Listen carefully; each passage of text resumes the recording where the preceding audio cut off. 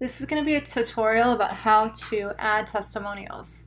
So we're going to look on at our menu on the left hand side of the screen, this black vertical bar. We're going to click on VC Testimonials,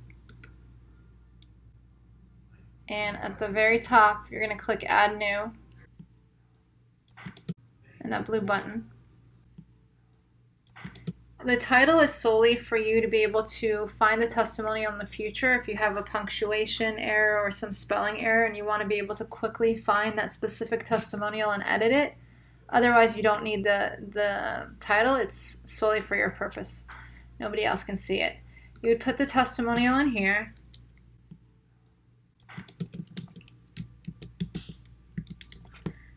No need for quotes. That's going to automatically funnel its way in. And then below this blue horizontal bar down here is where you put who wrote, the author name is who wrote the testimonial. Note can either be their position or the company they work for or both. And then once you have all that set, you go over here to the right hand side, this blue button that says publish. You're going to click that and it'll push it out to the site.